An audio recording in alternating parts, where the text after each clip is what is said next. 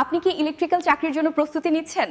আজ আমরা দেখব ইলেকট্রিক্যাল চাকরির ইন্টারভিউ আসা কমন 10টি গুরুত্বপূর্ণ প্রশ্ন ও তার সহজ উত্তর। ভোল্টেজ বলতে কি বোঝায়?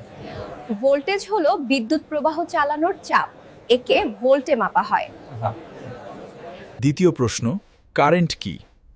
কারেন্ট হলো ইলেকট্রনের প্রবাহ, যা অ্যাম্পিয়ারে মাপা হয়। তৃতীয় প্রশ্ন, এসি আর ডিসি এর পার্থক্য কি? এসি দিক পরিবর্তন করে না। আর ডিসি একদিকে স্থিরভাবে প্রবাহিত হয়।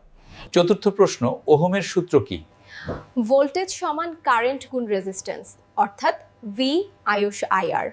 পাঁচটা প্রশ্ন, সার্কিট ব্রেকার কি কাজ করে?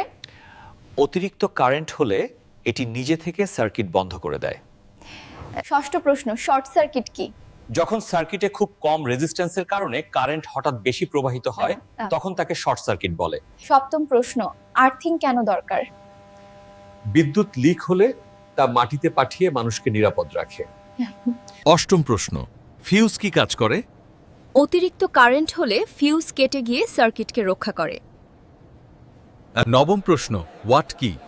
ওয়াট হলো বিদ্যুৎ শক্তির একক, যা প্রতি সেকেন্ডে কাজ করার হারকে বোঝায়। দশম প্রশ্ন, রেজিস্ট্যান্স কি? রেজিস্ট্যান্স হলো কারেন্টের প্রবাহে বাধা, এটি ওহমে মাপা হয়। এভাবেই আমরা 10টি ইলেকট্রিক্যাল প্রশ্নের উত্তর জানলাম।